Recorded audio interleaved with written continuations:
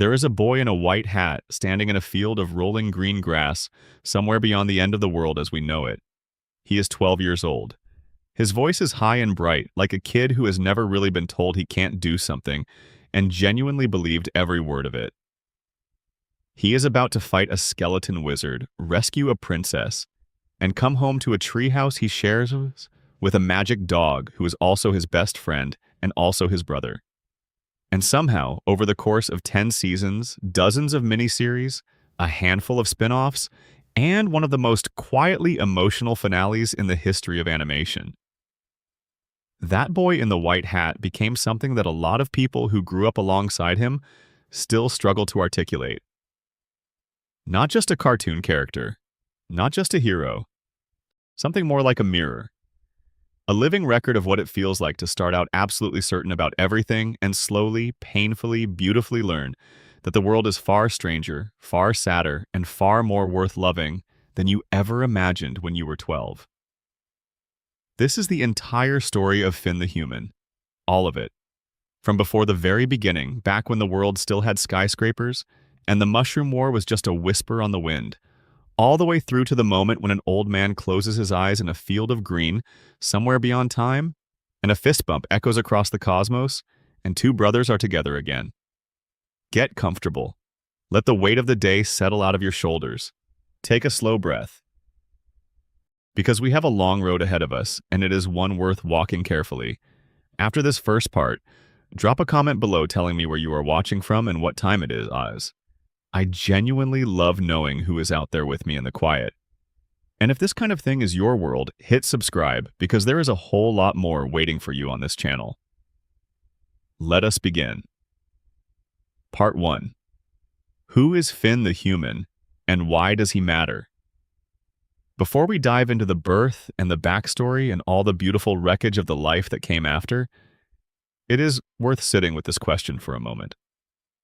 Because Finn the Human is one of those characters who can seem deceptively simple on the surface and genuinely bottomless the longer you look at him. On the surface, Finn Mertens is a human boy living in a post-apocalyptic fantasy world called the Land of Oo, 1,000 years after a catastrophic conflict known only as the Mushroom War reduced human civilization to scattered ruin. He lives in a treehouse in the grasslands with his adoptive brother, a magical shape-shifting dog named Jake, who can stretch and compress his body into almost anything you can imagine. Finn is a hero. He fights monsters, rescues people in trouble, and holds himself to a moral code that, at least in the early seasons, is almost absurdly absolute. Good guys are good. Bad guys are bad. Evil should be punched directly in its evil face. That is the sketch of the character. That is the 12-year-old in the white hat. But Adventure Time, created by Pendleton Ward and run to its conclusion by showrunner Adam Muto, was never content to leave any of its characters as a sketch. The show had a way of treating its world with enormous seriousness, even when the surface was silly and cartoonish, and Finn bore the full weight of that seriousness. He grew. He aged, which is genuinely remarkable in the world of animation, where characters typically exist in a kind of permanent amber, unchanging across decades. Finn started at 12.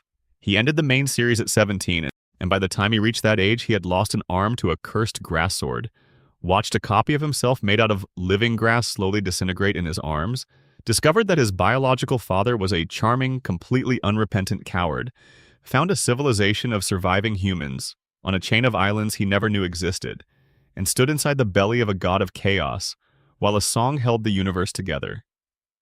He went from a boy who thought the world was simple to a young man who understood that it was not and who chose to love it anyway. That arc, that movement from naive certainty to hard-won wisdom, is the engine that drives all 10 seasons. It is what every villain tests, every relationship shapes, every loss deepens. Finn the Human is, at his core, a story about growing up. About what happens when the world refuses to match the moral blueprint you built for yourself as a child. And you have to decide whether to blame the world or expand the blueprint. He expanded the blueprint. Every time. Even when it cost him everything. Adventure Time composer Tim Kiefer described the show as gradually becoming an exploration of the classic hero's journey through Finn.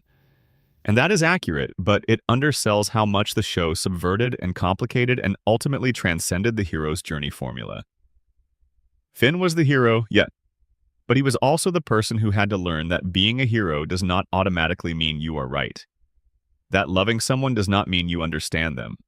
That loss does not have a lesson sometimes. It just has a shape, and you carry it.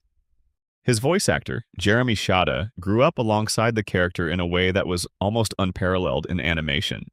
The voice crack of early adolescence that you can hear if you compare early seasons to later ones was real, not performed. Finn aged because Jeremy aged. The character's emotional texture deepened because the young man voicing him was himself navigating the strange wilderness of growing up. And the writers, perhaps because of this, took Finn's emotional life with a seriousness that the show's candy-bright visuals could sometimes disguise. His first heartbreak was genuinely painful. His complicated relationship with his biological father was handled with a kind of blunt, clear-eyed honesty that never let the narrative off the hook for the ways Martin Mertens damaged his son. His eventual settling into a quieter, more contemplative heroism was earned across years of story, not handed to him in a finale speech. Former showrunner Adam Muto said that Finn's progression from aggressive and reckless boy to more mature and introspective person was one of his favorite character arcs to write on the show. He felt that the story was satisfying precisely because it felt real, like watching someone you know actually change. That realness is what this script is about. We are going to follow every major beat of Finn's story, from the world he was born into, through every adventure and heartbreak and catastrophe and moment of grace, all the way to the long life that followed the finale and the quietly perfect ending that waited for him beyond it. There is something worth saying about why this story resonates as deeply as it does. Adventure Time was a show that premiered in 2010 on Cartoon Network, aimed at children, and over the course of 8 years and 10 seasons grew into one of the most genuinely ambitious animated series in American television history. Its audience grew with it, or more accurately, the show grew to meet the audience where they actually were, which was somewhere more complicated and more thoughtful than a simple children's cartoon would address. Finn's story is a coming-of-age story. That much is obvious. But it is also something more specific than that. It is a story about what it means to have a moral code and to discover, gradually and often painfully, that the code needs revision. That the world does not divide neatly into the categories you were working with when you were 12. That goodness is not a fixed state you achieve and then maintain, but a practice, a daily choice, a thing you reach for knowing you will sometimes fall short of it. Critics who followed the show over its run noted this evolution carefully. Emily Vanderwerf, writing for Vox, called Adventure Time the finest coming-of-age story of its era and pointed specifically to the way Finn grew from boy to almost man, an adolescent figuring out how to be both a good friend and a good person. The distinction matters. Good friend and good person are not the same thing, and the tension between them is part of what makes Finn's arc so rich. He sometimes fails his friends by trying to be a good person in the wrong way. He sometimes fails at goodness by prioritizing friendship over principle. He learns, slowly, how to hold both without sacrificing either. Zach Blumenfeld, writing for Paste magazine, offered a reading of Finn through the lens of Friedrich Nietzsche's concept of the person who creates their own values rather than inheriting them from tradition. Finn grew up without the weight of human history and custom behind him. He has guided his own way through a flood of adolescent emotions and become a hero in a dangerous land by his own free will. His moral code, once crafted in the image of his idol Billy, became his own, built from direct experience with the world, from every encounter with complexity and failure and the kinds of situations that simple heroism cannot resolve. This is ultimately why Finn matters as a character beyond the show itself. He is an illustration of a way of being in the world that is available to anyone willing to do the work. Not the supernatural abilities, not the destiny as a reincarnated cosmic force of good. Just the daily practice of showing up for people, staying honest about failure, and revising your understanding of the world when the evidence demands it. He learned most of the important things by being wrong about them first, and he kept going anyway. That perseverance, that fundamental refusal to be defined by failure, is the most human thing about him in a world that had almost forgotten what being human meant. Adventure Time composer Tim Kiefer once described the show as having become, by its later seasons, a genuine and sustained exploration of the hero's journey through Finn. What began as a cartoon about a kid having fun in a magical world became an examination of every stage of that journey. The call, the refusal, the crossing of the threshold, the road of trials, the ordeal, the reward, and the return. But what made it resonate beyond the formula was its willingness to show the seams. The moments where the hero does not feel heroic. The nights when the road does not feel worth walking. The encounters with mentors who turn out to be complicated and flawed. The tests that fail and the allies who are lost. Finn failed tests. He lost allies. He made mistakes that cost people he loved. And he did not use those failures as reasons to stop. He used them as information about who he was and who he wanted to become, and he made the long, patient journey toward becoming it. That is the story we are going to tell. This is not going to be a summary. Summaries flatten things.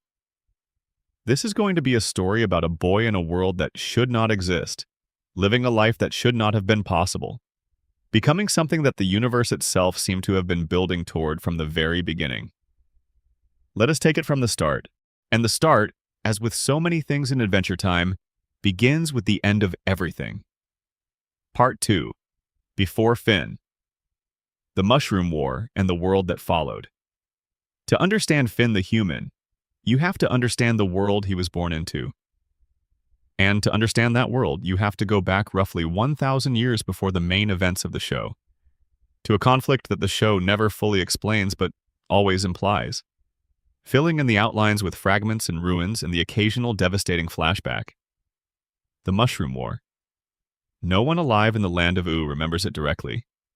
It happened too long ago in the deep fossil record of the world's history, before magic reasserted itself and the Candy People started building their kingdoms, and the Ice King started his eternal bewildering campaign to acquire a princess bride. All that remains of it in the present of the show are the ruins. And there are so many ruins.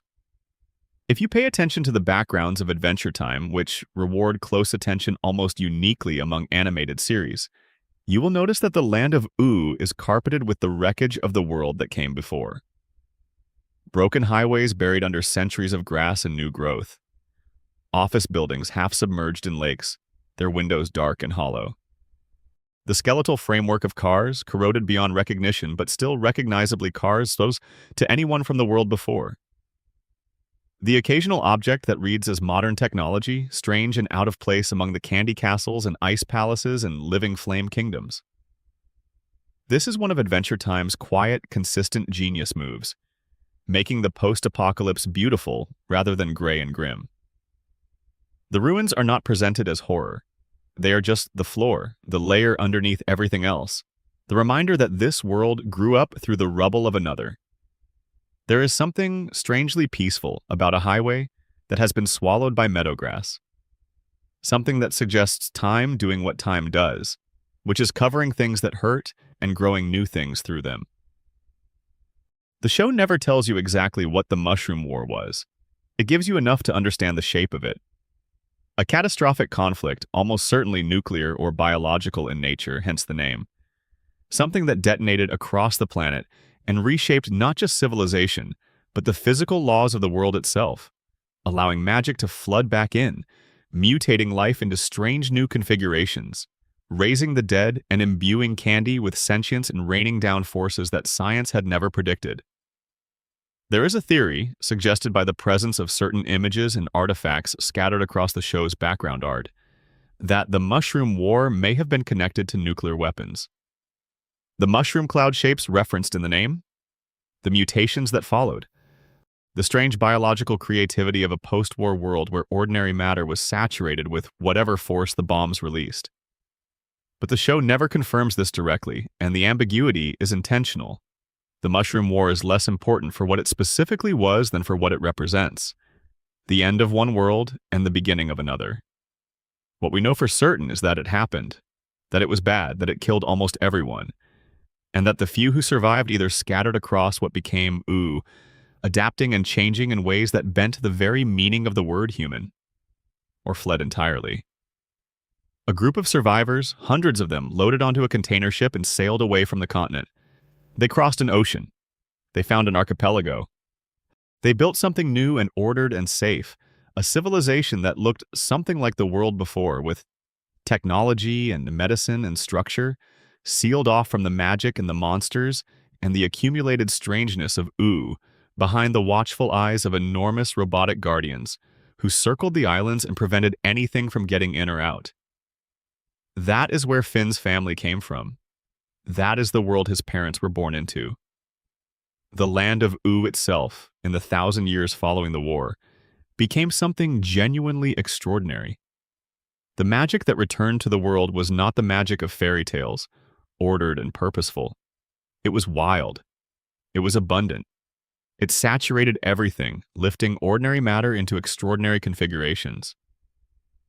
Candy became alive, not just animated, but genuinely conscious, capable of fear and love and political ambition, and the full range of what consciousness seems to be capable of when it finds a new form to inhabit. Flames developed personalities, not metaphorically but literally, with their own families and kingdoms, and the specific cruelties and kindnesses that family and power always seem to produce. Rainicorns, creatures that were part rainbow and part unicorn, soared across the sky communicating in Korean. Vampires walked the earth, though most of them would eventually be dealt with during the events of another miniseries. Ghosts haunted the ruins of old buildings, which made sense given the enormous number of people who had died suddenly and traumatically. A child born of human and dog, granted strange shape-shifting powers by an encounter with a mythical being, grew up to be the most beloved adventurer in Ooh. The world that rose from the ashes of the old one was a world of kingdoms, most of them small and strange and presided over by figures called princesses. The Candy Kingdom, ruled by the brilliant and calculating Princess Bubblegum, who was both older and more complicated than she looked. The Fire Kingdom, where the royal family were living flames who had been imprisoned in their own palace for being too emotionally volatile. The Ice Kingdom, governed by a wild-bearded maniac who threw penguins at people and occasionally kidnapped royalty, but who was also, under everything, a profoundly tragic figure. There were desert kingdoms and forest kingdoms, and kingdoms that seemed to exist primarily as thought experiments. There were creatures that defied easy categorization, sentient video game consoles and shape-shifting interdimensional beings and ancient demons who had converted to pacifism and were trying to work out what that meant in practice. There were entire civilizations underground, some dangerous and some merely odd, and regions of the landscape that seemed to operate on rules that even the most experienced Ooh residents could not fully predict. Into this world, a baby boy arrived on a raft from the ocean. This was the world that would shape him. This was the world he would spend his childhood and adolescence trying to protect. But before we meet him as the boy who would one day become Ooh's greatest hero, we need to go back further still. To a single night on Hub Island, 12 years before the main events of the show. To a small house, to a woman finishing a long shift at work, coming home to find the front door hanging open. To a man who thought he could outrun his past, fleeing into the ocean with his infant son in the dark. Part 3. The night everything started. Finn's birth and the journey to OOO. Finn Mertens was born on Hub Island, one of the human-inhabited islands that had been settled by survivors of the Mushroom War. The island was orderly, technologically advanced, and profoundly controlled. The people who lived there had survived catastrophe by pulling inward, building walls both physical and psychological, and structuring their society around safety above all other values. Those who wanted to leave were called hiders, and they were hunted by trained seekers and brought back. The islands were not a prison, exactly, but the difference between a paradise and a prison often comes down to whether you are allowed to leave. His mother was Minerva Campbell, a helper. Helpers were the island's medical and care professionals, the people who held the community together with competence and compassion. Minerva was good at her job in the way that people are good at things when the work genuinely calls to something deep inside them. She was caring, she was intelligent, and she had a gift for finding connection in the middle of crisis, which would turn out to be a defining quality that her son inherited completely. His father was Martin Mertens, and Martin was, to put it gently, a complicated man. Martin was a con artist. He had spent years before meeting Minerva running schemes and scams across the island community, charming people out of things they valued, always moving on before the consequences caught up with him. He had tried after meeting Minerva to go straight. Love can do that sometimes, can make a person want to be the version of themselves they can see reflected in someone else's eyes. Martin loved Minerva, there is no question about that, and for a while it looked like it might be enough. They had a son. They named him Finn.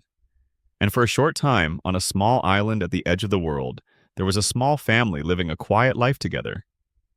Then one night, while Minerva was at work, someone from Martin's past came to collect. Her name was Widow, and she was an old enemy come to settle a score. Martin, who had never entirely shed the instincts of a man who spent his life running, grabbed the infant Finn and fled. His plan, such as it was to get to the ocean, circle around the island, and come back when things had settled. A thin plan, the kind of plan that only makes sense when panic is doing the thinking. It did not go well. The islands were protected by the Guardian, a colossal robotic being that circled the outer perimeter of the archipelago, designed to keep threats out and hiders in. The Guardian, spotting a raft making for open ocean in the middle of the night, did what it was built to do. It attacked. In the chaos of the Guardian's assault, Martin and Finn were separated. Martin disappeared somewhere into the deep water of the ocean, lost and presumed dead for years. Baby Finn, somehow, miraculously, was not. His raft drifted away from the islands, carried by currents toward the mainland, toward a continent full of magic and monsters and centuries of accumulated strangeness. Minerva, coming home to find the door open and her family gone, spent months searching for them. When no answers came, she spiraled into grief. She kept working because working was what she knew how to do when everything else was falling apart. She kept caring for the island's residents because caring for people was how she held herself together when the structure of her own life had been taken from her. She never stopped loving either of them. Meanwhile, somewhere on the mainland of a baby was floating on a raft. A tiny human child in a world that had almost entirely forgotten what humans were. Small, helpless, alive against all reasonable expectation. He made it to shore. The details of exactly how he survived those first weeks are not fully known. What we do know, from a memory that surfaces years later in the episode called Memories of Boom Boom Mountain, is that the infant Finn at some point found himself in the woods. Alone, he had gone boom boom on a large leaf, as infants will, and fallen back onto it, and was lying there in the wet forest crying with nowhere to go and no one to come for him. And then two people came. Joshua and Margaret were anthropomorphic dogs. Intelligent, warm, adventurous. They were out in the forest when they heard a baby crying, and they followed the sound to its source, and they found this small, strange creature that neither of them could fully identify. Joshua, who had some knowledge of the world's various species but very little about humans, initially wondered if Finn might be a mudfish. Margaret, who had better instincts about such things, knew he was something that needed care. They took him home. They raised him. Alongside their own son Jai, who had been born with strange, shape-shifting abilities courtesy of a magical encounter involving his father, young Finn found a family. He found warmth and safety and a world to grow into. He learned the word hero before he fully understood the word human. He learned to love before he learned to be afraid. According to official Adventure Time lore, Joshua and Margaret named him Finn. His biological name, given by Minerva and Martin on Hub Island, was also Finn, though the adoptive family would not have known that. The name stuck regardless. It fit him like a second skin from the beginning. The death of Joshua and Margaret came when Finn was still young, around 11 years old by some accounts. The house they had lived in together, Joshua and Margaret's house, was filled with Joshua's magical containment work, creatures and forces he had trapped over a career of adventuring, and someone needed to stay and keep it. Jermaine, Finn's adoptive older brother, chose that responsibility. Finn and Jake chose the open world. They built, or found, their treehouse in the grasslands, a beautiful impossibility of a home grown into the side of a massive old tree, full of rooms and secrets, and the comfortable disorder of two people who are completely at home with each other. And that is where we find them when the show begins. Finn is 12 years old. He has a white hat that he almost never removes, under which is a head of long blonde hair that almost no one ever sees. He has a green backpack. He has a sword, though the specific sword changes many times over the course of the series. He has a moral code that is, at this point in his life, essentially uncomplicated. Help people, fight evil, do good. He is, in the words of the Enchiridion, the legendary handbook for heroes that he wins in the show's 4th episode, the goodest of heart and most righteous of heroes. He has no idea what is coming for him. Part 4, The Early Adventures. Seasons 1 through 3, a boy learning to be a hero. The first few seasons of Adventure Time, taken purely at face value, are about what they look like. A kid and his magic dog going on adventures in a fantastical, post-apocalyptic landscape. They rescue princesses, they fight monsters, they explore dungeons and stumble into ancient curses and occasionally get turned into cats or inanimate objects or birds by the various magical hazards that litter Ooo like friendly landmines. It is joyful, fast-moving, genuinely funny television, and for a lot of viewers it remained exactly that for the entire run. But underneath the Adventure of the Week surface, the writers were doing something much more deliberate. They were building a character, laying groundwork, establishing who Finn was at his foundation, so that they would have something solid to push against when the world started getting darker and more complicated. The Finn of Season 1 is essentially pure enthusiasm given human form. He loves fighting, not because he is cruel, but because fighting, to him at this stage, is the clearest and most direct way to help people. Someone is in danger, someone else is causing the danger, you hit the someone else. Simple. Satisfying. Clean. He has an almost physical discomfort with inaction, with sitting still, with not doing something when something needs to be done. He is also, and this is important, genuinely good. Not just following rules or performing heroism for reputation. The Enchiridion episode, which involves Finn completing a series of challenges to win the legendary hero's handbook, has a climactic moment where he is told that a true test of heroism is being kind to an evil being without reward. Finn passes. Not because he calculated what the test required, but because being kind to someone who seemed miserable is just what he would naturally do. His goodness is not performed, it is constitutive. In these early seasons, Finn's world is large but intimate. He knows the Candy Kingdom and its inhabitants.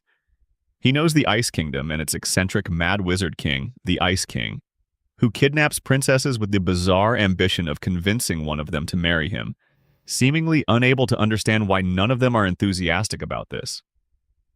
He knows Marceline, the vampire queen who has been alive for 1,000 years and who loves music and messing with people in equal measure, but who is also, under a surface of punk rock theatricality, one of the most emotionally complicated figures in all of Ooo. These friendships matter. They are not just background relationships. Each of them teaches Finn something. Princess Bubblegum teaches him that competence and warmth are not mutually exclusive, and also in a way that becomes increasingly clear as the seasons progress that love does not always mean romantic love, and that admiring someone does not mean understanding them. Finn's early crush on PB is handled with a kind of tender accuracy about what it is like to be a child who has developed feelings for someone older, more sophisticated, and fundamentally outside the emotional radius of what you can offer them at your current age. Bubblegum is centuries old. She is a scientist, a politician, a strategist. She is also genuinely fond of Finn, in the way that someone who has seen the world's full cruelty is genuinely fond of its capacity to produce someone still uncomplicated by it. Their relationship is complicated and beautiful, and eventually becomes something richer than the unrequited crush dynamic would suggest. But we will get to that. Marceline, meanwhile, teaches Finn something different. She teaches him that history is long and heavy, that the people who seem to have everything figured out are usually carrying something you cannot see, and that being someone's friend sometimes means sitting with them in the weight of that thing rather than trying to fix it. Their friendship is surprisingly tender for something that looks, on the surface, like a vampire queen deliberately terrifying a 12-year-old for fun. Under the teasing and the pranks and Marceline's genuine delight in making Finn uncomfortable, there is a real affection, a respect for his sincerity that she finds in her oldest and loneliest parts. genuinely moving. She has been around for 1,000 years.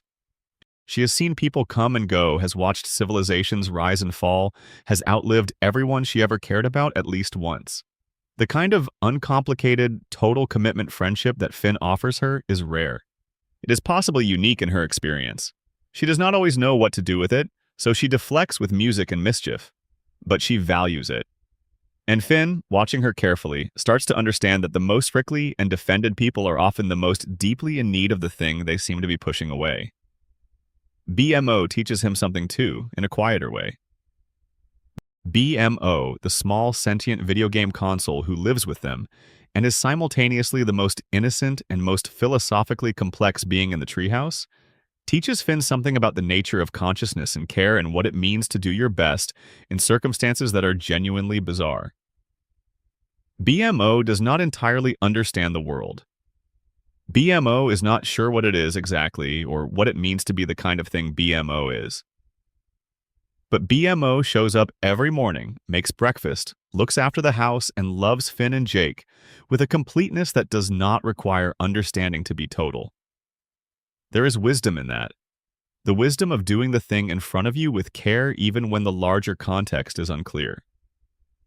BMO has never needed to know why in order to know what. And the Ice King. The Ice King is a whole education in himself, though Finn does not know it yet. In these early seasons, the Ice King is primarily a comedic antagonist. He is ridiculous. His plans are ridiculous. His penguin henchmen are ridiculous. He kidnaps princesses, gets foiled, monologues about his feelings, gets foiled again, occasionally forms an uneasy alliance with Finn and Jake for some mutual goal, and returns to his ice palace to brood. He is the show's joke villain. Except he is also, as Finn will eventually discover, something much more tragic. But the show does not show its hand on that until Season 3, in one of the most devastating episodes it ever produced. In the meantime, Finn is growing, not just physically, though that is happening too. His voice deepening slightly, his frame filling out. Emotionally, morally. He is starting to encounter situations where the clean binary of good and evil does not quite cover the complexity of what is actually happening. He starts to understand that some people are bad because something made them that way, rather than because they chose it. He starts to understand that heroism sometimes means looking for the third option, the one that neither charges forward nor backs down. He also starts to understand that he can fail, that the hero does not always win, that sometimes you do everything right and it still does not come out the way it should. This is Season 3's gift to the character. There is an episode in which Finn and Jake discover the Ice King's video diary, a series of cassette tapes spanning decades. The tapes begin before the Mushroom War, when the Ice King was a man named Simon Petrikov, an antiquities scholar who bought a strange enchanted crown from a street vendor in Scandinavia. The crown, when worn, whispers to the wearer. It whispers magic and power and cold. And it slowly, irreversibly takes everything else. The Finn and Jake who watch these tapes are watching Simon Petrikov disappear. Watching a man who was kind, who was scholarly, who was in love, become something else step by step as the crown ate his mind. In one tape, Simon speaks into the camera to a young girl, describing himself getting confused, getting wrong, asking her to be patient with him, calling her his princess. His voice is desperate with the effort of holding on to himself. The girl is a young Marceline the Vampire Queen who survived the post-war chaos and was briefly looked after by Simon before the crown took him completely. Finn watches this, he processes it. He carries it quietly, the way you carry the knowledge that someone you thought you knew is actually someone else entirely, someone older and sadder and more real. The Holly Jolly Secrets episode, the moment where Finn and Jake finally watch the Ice King's video diaries, is so important to Finn's development that it deserves real attention. The episode begins as what appears to be a heist caper, Finn and Jake stealing the tapes before the Ice King can destroy them, playing them in the cozy warmth of their treehouse while outside the ice-heavy winter sky hangs low and white. It has the feeling of a secret being kept too long in a cold place, waiting to thaw. The early tapes are funny. Simon Petrikov before the crown is a mild, warm, enthusiastic man. brimming with the particular joy of someone who loves their work and has found something genuinely remarkable to study. He speaks to the camera with an academic's precise delight. He is dating a woman named Betty, whom he calls his princess, and his affection for her is so total and unguarded that it fills the frame even through the old analog static of the cassette tape format. Then he finds the crown, and over the course of the subsequent tapes, across weeks and months of Simon's careful documentation of his own deterioration, you watch the man disappear. Not all at once, not in a moment of dramatic transformation, in the slow and terrible way that minds actually go, incrementally, the important things fading first, replaced by something louder and colder and less human. He starts to forget things. He starts to speak in different voices, the crown's voice bleeding through his own. He becomes confused. He becomes frightened. And in one tape, he speaks to a little girl, explaining that he is sorry, that he knows he has been strange lately, asking her to be patient with him, calling her his princess. You realize, watching this with Finn and Jake, who was the little girl he was speaking to. It was Marceline. Marceline, the vampire queen who has been alive for 1,000 years, who Finn has always known as a rock and roll eternal, who delights in dramatic entrances and terrifying people and playing her red bass guitar in the dark. Marceline, who has always seemed like someone who has not only survived everything but chosen it, was once a small child in the ruins of the post-war world, being cared for by a gentleman who was slowly ceasing to be able to care for anyone, including himself.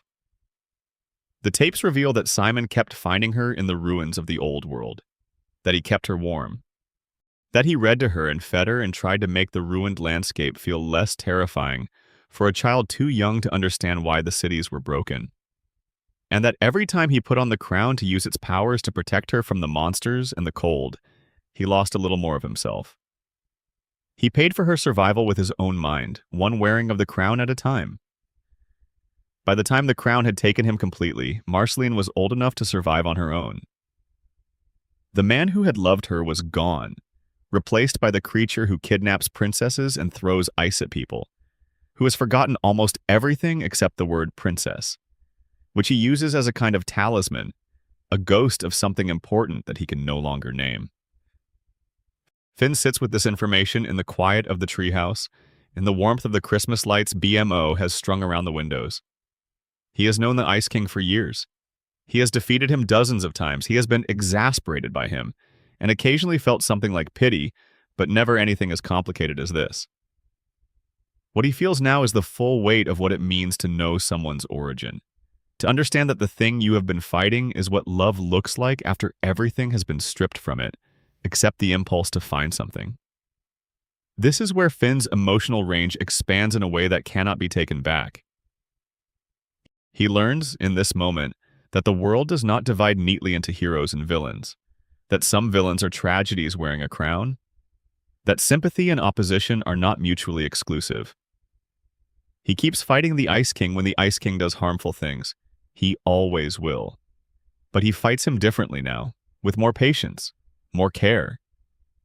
The understanding that what he is fighting against in those moments is not malice but absence, and absence deserves a different kind of response than malice does. It is a more sophisticated moral framework than a 12-year-old should need. But Finn always rises to what the moment asks of him. By the time he turns 14 at the end of Season 3, Finn is a different boy than he was at 12. Still enthusiastic, still fundamentally good, but he has started to learn that the world is deep and depth requires care. He has started to understand that history has weight, that the past does not disappear but accumulates, that every person he meets is carrying a version of their history with them, and that version deserves respect even when the person themselves is difficult. He has started to understand that being the hero is not the same as always knowing the right answer, and that uncertainty, sat with honestly, is sometimes more heroic than false confidence. He does not know it yet, but he is building the emotional architecture that will allow him to survive the things that are coming. The grass sword, the arm, the father, the clone, the GOLB. He does not know he is building. He is just living, just adventuring, just being himself with the full sincerity that has always been his most fundamental quality. It is enough, it always has been. Part 5, The Lich Billy and the Weight of Darkness. Seasons 2 through 4. The Lich is the purest distillation of evil in Adventure Time, and he is Finn's primary nemesis through the show's middle chapters. Understanding the Lich is essential to understanding what Finn stands against, what he eventually triumphs over, and why that triumph costs so much. The Lich was not always what he is when we meet him. He was not born as an undead skeletal figure radiating a green miasma of death magic.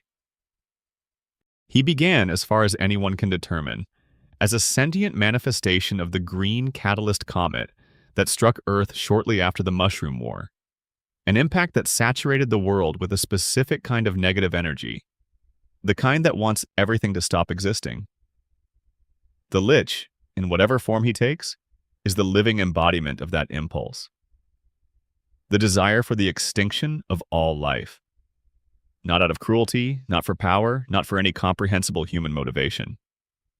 Simply because the universe made a mistake when it started, and everything would be better if that mistake were corrected. He is not a villain with a plan that can be foiled by defeating the plan. He is a principle, a force, a belief made flesh and bone and green fire. The first time Finn encounters the Lich directly is in the two-part Season 2 finale, Mortal Folly and Mortal Recoil. The Lich has been imprisoned in a magical amber deep beneath the Ice Kingdom, held in check by the inadvertent power of the Ice King's crown, which generates enough ambient magic to suppress whatever the Lich exudes. When the seal is broken, the Lich oozes free and immediately begins moving toward the Enchiridion, the hero's handbook that Finn won back in Season 1. He wants it because within the Enchiridion are jewels, and within the jewels are portals, and within those portals is something the Lich can use. The mechanics of this are less important than the feeling of it. The Lich does not run. He does not rush. He moves with the measured certainty of something that has existed long enough to know that nothing can stop it permanently.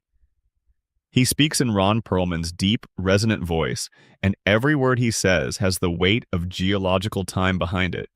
He is not threatening. He simply is, and his being is itself the threat. The final confrontation in Mortal Folly involves Finn fighting the Lich directly, wearing a sweater his beloved adoptive mother Margaret knitted for him before she died, imbued with her love. The sweater, it turns out, hurts the Lich. Not because of magic exactly, but because of what it represents.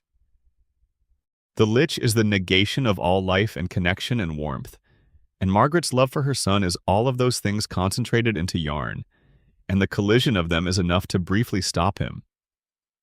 It is one of the show's most achingly beautiful ideas, that a mother's love for her child, expressed in the most humble and domestic of forms, is literally the weapon that can hurt the embodiment of universal death.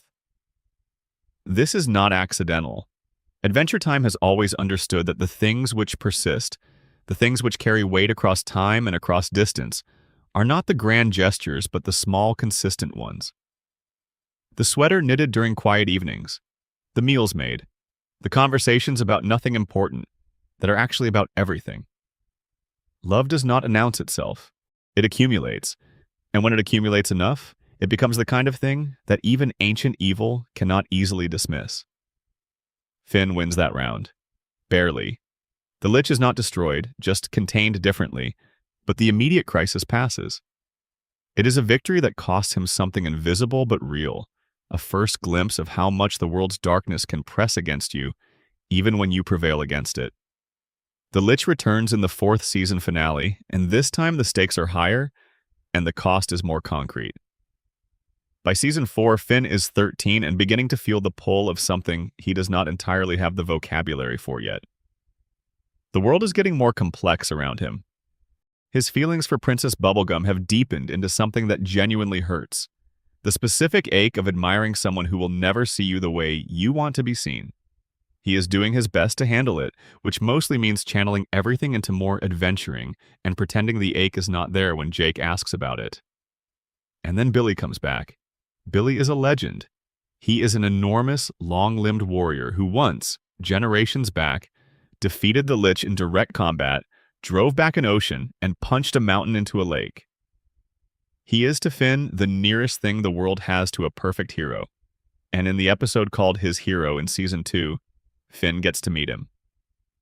The meeting, as with many of Finn's encounters with people he has placed on pedestals, is complicated by reality. Billy is not what Finn expected. He is not diminished exactly, but he is changed.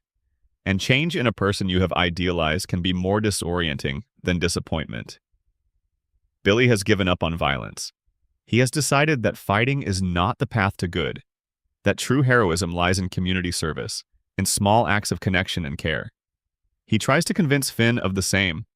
Finn, who fundamentally cannot accept nonviolence in a world with monsters, fails to follow Billy's advice fully. He and Jake try. They genuinely try, sitting with discomfort when situations call for action, attempting to find nonviolent paths through problems that seem designed to require fists. They mostly fail. The episode ends with them punching a monster that was threatening people they care about, and feeling afterward the specific relief of having done the obviously right thing through a method they were told not to use. The lesson here is not that Billy is wrong. Nonviolence is not presented as foolish. What the episode is doing is more nuanced. It is showing that heroism is context-dependent, that a principle which is right in one context may be wrong in another, and that an absolute commitment to any approach, however noble, can become its own kind of rigidity. Finn needs to learn to think, not just to act. But he also needs to be honest about the fact that some problems genuinely do require physical intervention. He is learning. It just looks from outside like he is learning slowly. Billy returns in the Season 4 finale as a broken figure. Because the Lich has taken him, has worn him like a suit of skin, possessed his enormous body, and used it to get close to Finn and Jake, to use their trust against them. Billy, who is actually the Lich, tells them that their imprisoned parents are begging to be freed from the Crystal Citadel, a prison at the edge of cosmic reality, and that the only way to reach it is through the portal inside the Enchiridion. The Enchiridion, you may remember, was what the Lich wanted in his first appearance. That thread never went away. What follows is a cascade of catastrophe. The Lich, using Finn's hand to open the portal, creates a dimensional rift. And then, in a moment that closes the season with the show's first truly staggering gut punch, the Lich kills Billy, sheds him, walks out of the old hero's body like a man stepping out of a coat, leaving Billy crumpled and dead on the floor, and then steps through the portal with a calm that is more terrifying than any amount of screaming could ever be.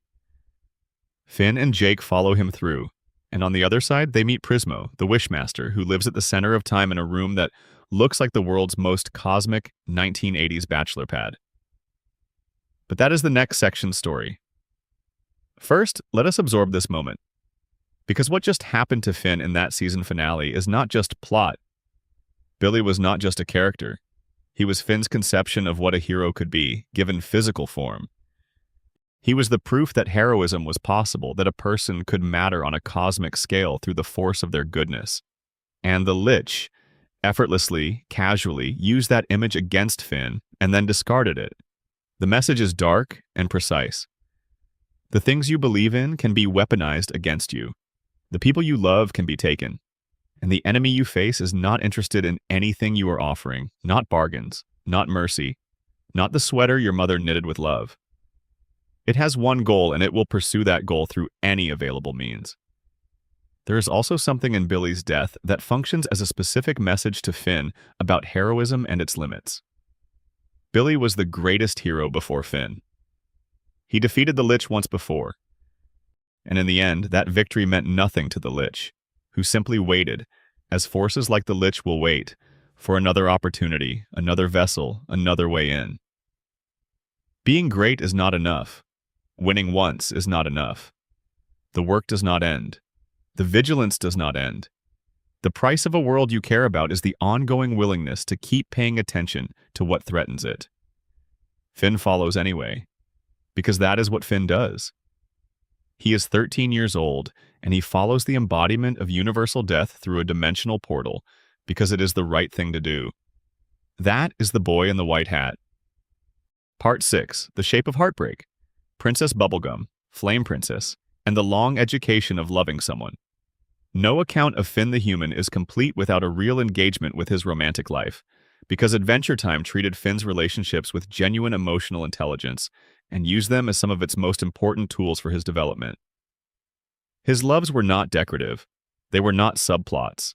They were crucibles, and each one changed him in ways he carried for the rest of the series. Let us start with Princess Bubblegum, because she was first, and first loves leave a particular kind of mark. Finn's feelings for Princess Bubblegum, whose full name is Bonnibel Bubblegum, emerge gradually through the first 2 seasons and hit their most explicit point in the 2-part episode Too Young and Mortal Recoil in Season 3. The situation is complicated by the fact that PB's body, damaged during a conflict with the Lich at the end of Season 2, could not be fully repaired by her candy surgeons, causing her to temporarily revert to a 13-year-old version of herself. In this state, she is Finn's age. She is playful and warm, unguarded in ways her adult self rarely allows. She and Finn spend a day together that feels, at least to Finn, like something genuinely possible. And then her body finishes healing and she returns to her normal age, which is much older than 13, and that brief window closes. What Finn feels in the aftermath is not just disappointment. It is the specific grief of someone who got a glimpse of what something could be and then watched it become impossible again. He handles it with the grace you would expect from a 13-year-old, which is to say not especially gracefully, but genuinely. He does not become angry with her. He does not decide she led him on or owed him something. He is sad, and he allows himself to be sad. And then Jake helps him remember that being sad does not mean the world has ended. His feelings for PB do not vanish. They settle, transmute, become something that looks more like deep friendship and profound admiration with an undertow of something that never quite goes away, which is actually a very accurate description of how first love works for a lot of people. It does not stop, it just changes its shape. The relationship between Finn and Princess Bubblegum in the later seasons, stripped of the explicit romantic framing, is actually one of the most interesting in the show. They trust each other completely. They disagree with each other frequently and genuinely about things that matter. PB's approach to leadership, her willingness to make hard choices that prioritize the whole over the individual, sometimes puts her in conflict with Finn's simpler moral instincts. He is not always wrong to push back. She is not always wrong to hold her position. They sharpen each other. But then came Flame Princess. Watching Finn's heartbreak over Bubblegum with the concern of an older brother who genuinely wants his sibling to be happy, decided to find someone new for Finn to direct his affections toward. Jake went to the Fire Kingdom, which he understood was a bad idea approximately the moment he arrived, and through a chain of mishaps ended up inadvertently introducing Finn to Phoebe, the Flame Princess, who had been locked in an oil lamp lantern by her own father, the Flame King, since infancy. The reason for her imprisonment was a combination of her father's fear of her power and Princess Bubblegum's advice delivered when Phoebe was a baby and her uncontrolled flames were already threatening serious damage. The Flame King was told his daughter was evil, which was never entirely true and was certainly not a kind way to describe a child, and he acted accordingly, sealing her away. Phoebe, by the time Finn meets her, has been in that lantern for 14 years. She knows almost nothing about the world. She is volatile, not because she is cruel, but because no one ever taught her to manage the enormous emotional power she carries. And her emotions manifest as literal fire. She can burn things without meaning to. She can burn people. And because everyone has always treated her as dangerous, she has internalized a story about herself as dangerous, as possibly evil, as someone who damages what she loves. Finn falls for her immediately, and not in a surface way, not just because she is striking and strange and different from everything else he knows. He falls for her because he sees something in her that the story she has been told about herself is not accounting for. He sees someone who could choose goodness, who is reaching for it even now, even inside all that fire and uncertainty. Their relationship in seasons 4 and 5 is genuinely sweet, and also genuinely complicated in ways that feel honest about what teenage romance is actually like. Finn cannot touch her without getting burned, literally. He wraps himself in tinfoil for their hugs. He writes her poetry, awkward and earnest poetry, the kind of poetry that a teenage boy writes when he is trying to say something real and does not quite have the vocabulary yet. And Flame Princess is changing. Around Finn, in the context of his steady belief in her goodness, she is choosing goodness.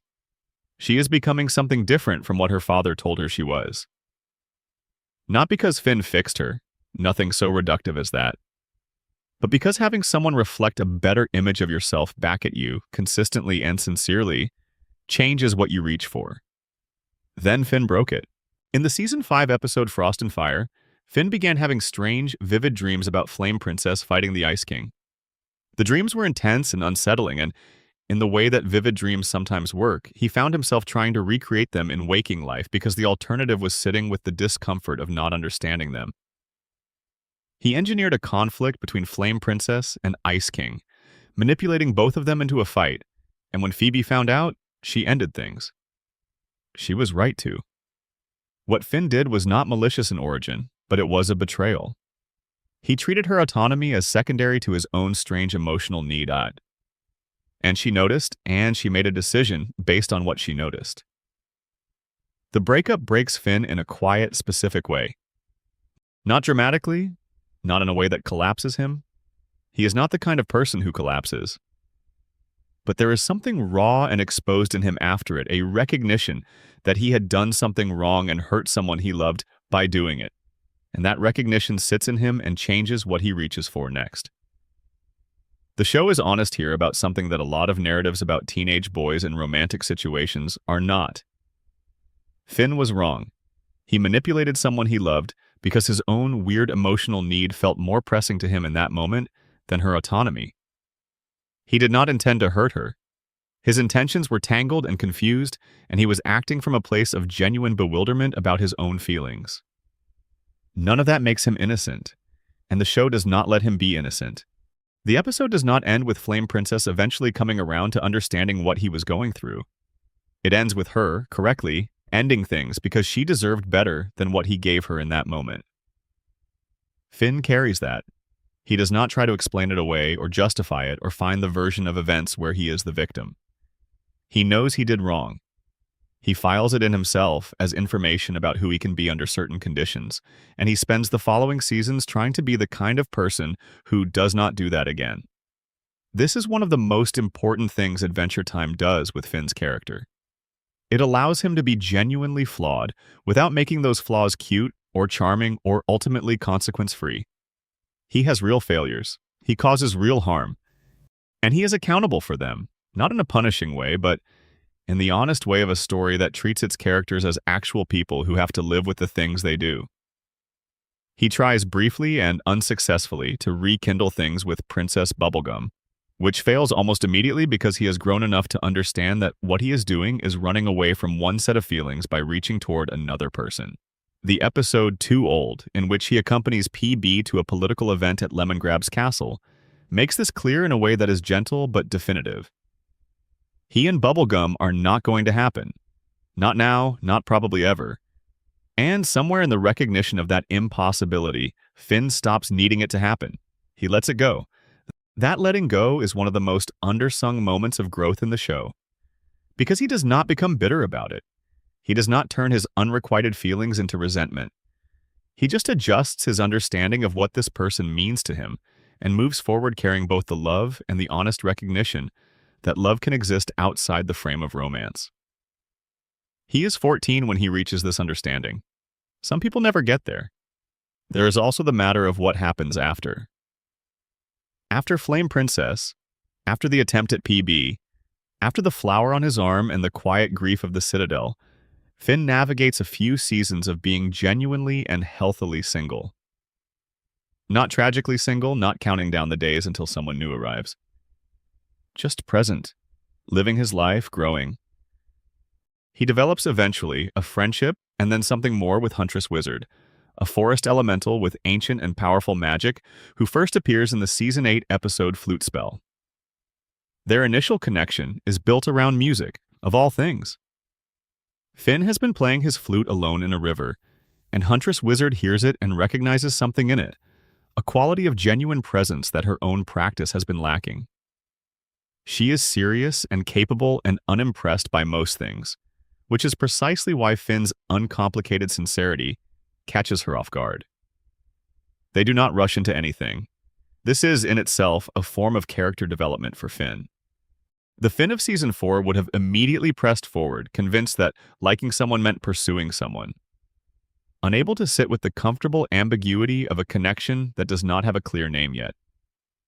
The Finn of Season 8 can play music with someone he cares about and let that be enough for now. He has learned, somewhere between the flower on his arm and the recovery that followed, that patience is not the same as passivity. That some things need space to become what they are. Huntress Wizard, for her part, is someone who has organized her life around not being softened by attachment. She became a wizard precisely because the discipline and the power and the commitment to the forest gave her a framework that was entirely hers, that did not depend on anyone else's presence or absence. She is afraid of what genuine care for another person would do to her practice, to her independence, to the person she has worked to become. She kisses Finn at the end of Flute Spell and tells him that exceptional beings like themselves are not meant to be together. It is a line that reveals more about her fear than her truth, and they both seem to know it, but she says it anyway, and Finn lets her mean it, because respecting someone's stated terms is also love. They remain close through the final seasons. She helps him during the events of the Wild Hunt when Finn is struggling with guilt over Fern, and finds himself unable to fight a creature that reminds him too much of his grass clone. She believes in him when he is having trouble believing in himself.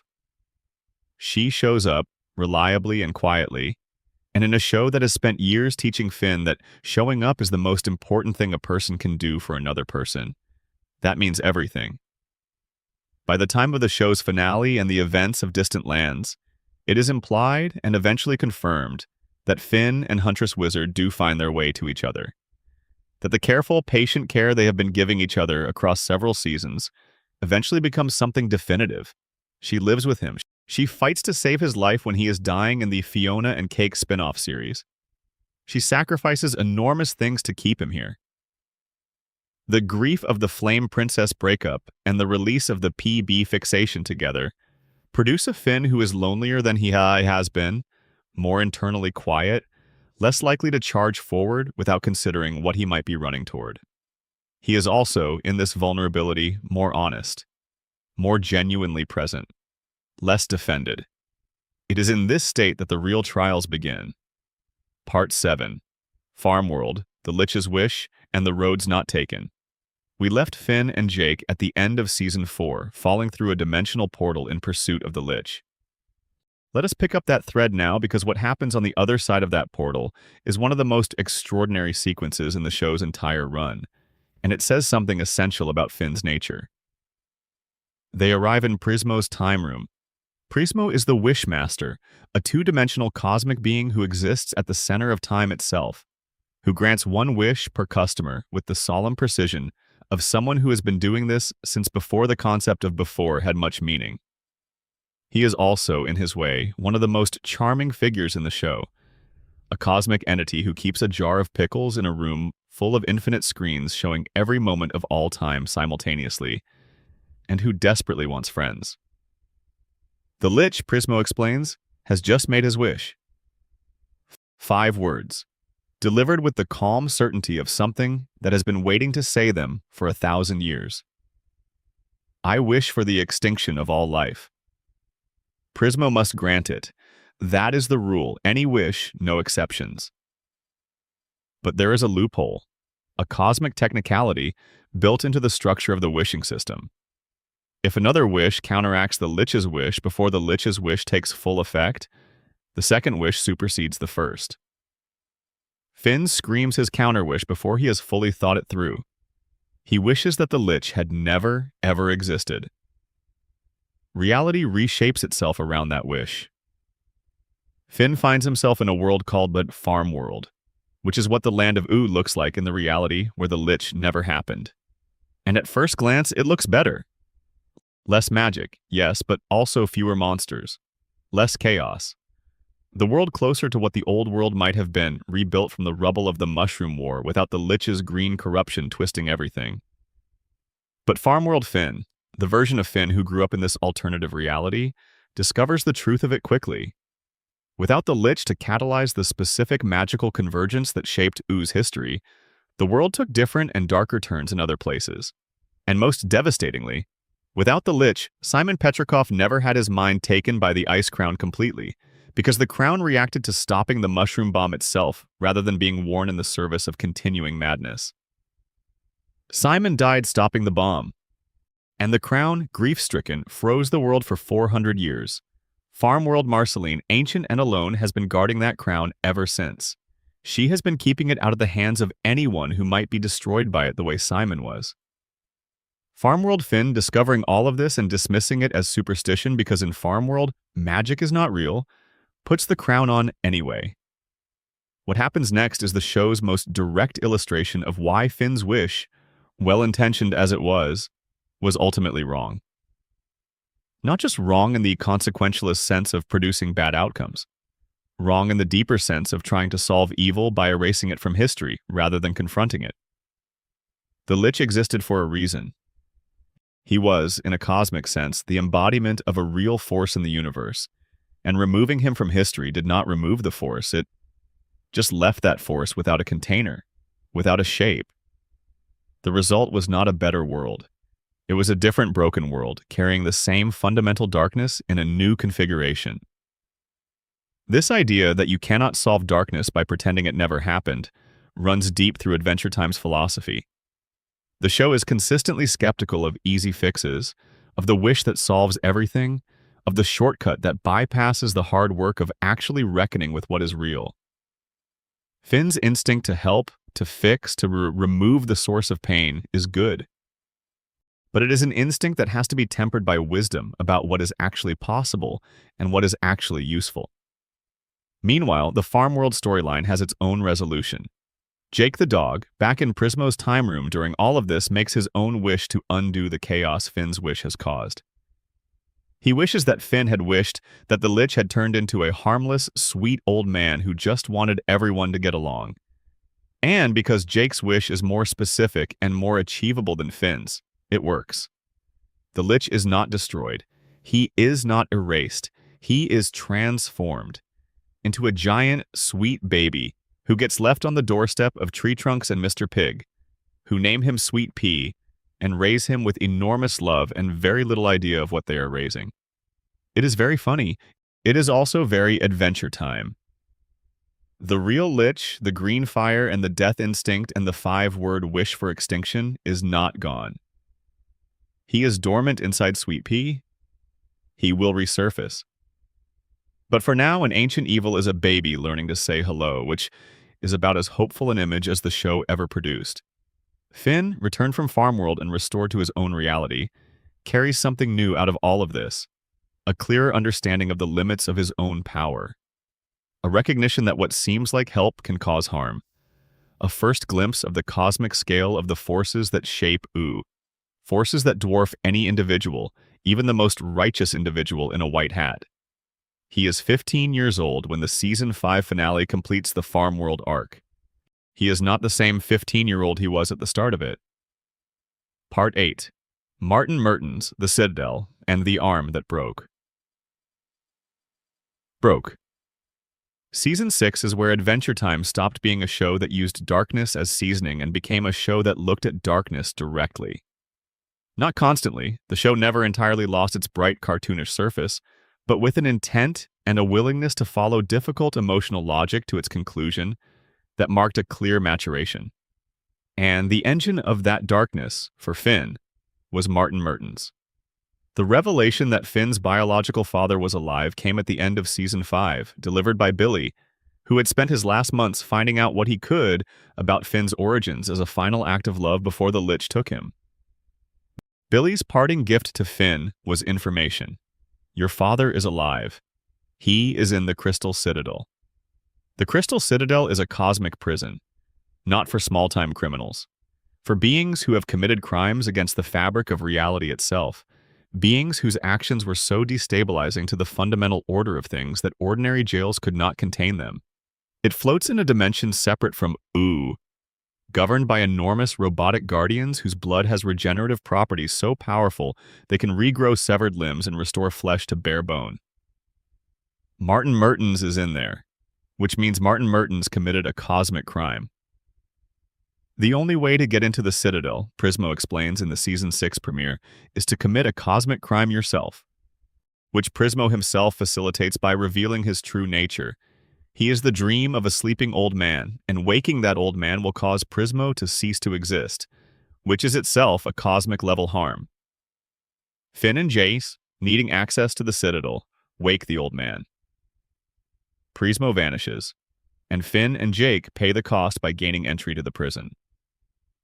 What happens in that prison is one of the most important sequences in the entire show. Finn finds Martin, and Martin is not what Finn hoped he would be. The picture that Finn had built of his father in the years since Billy's revelation was constructed entirely from wishful thinking.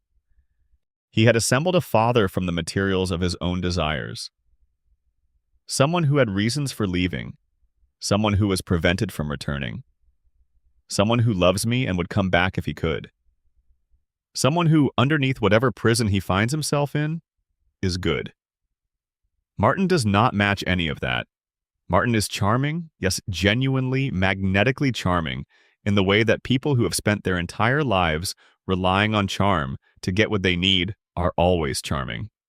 Stephen Root voiced him with a kind of breezy, disarming warmth that makes Martin's selfishness all the more staggering, because you can see, moment to moment, how a person might be taken in by it.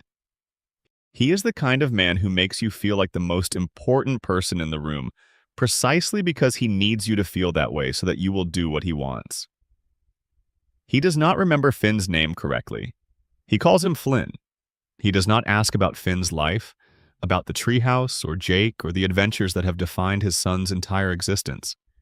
He makes jokes about his own situation, positioning himself as someone who is in this cosmic prison because the universe has a sense of humor, rather than because he actually did something that warranted it. He speaks as someone who has made peace with being the kind of person who ends up in places like this, who has decided that this is simply the shape of his particular life rather than a consequence of his choices. And when the chaos of the Lich's attack on the Citadel creates an opportunity to escape, Martin takes it immediately and completely, with zero hesitation and zero backward glance at the sun who came across dimensional space to find him. There is a moment in the episode where Martin, joining up with the other escaped cosmic criminals, is briefly in Finn's field of vision. He is already thinking about the next thing, already moving. His expression the expression of a man who has noticed an open door and is walking through it. He does not look back. The showrunner Adam Muto has said that the design philosophy for Martin was to make him as unlike Finn as possible while still being recognizably human. And that particular moment of not looking back is the perfect expression of that design.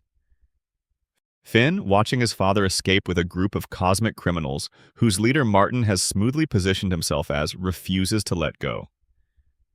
This is where the grass sword becomes something more than a weapon.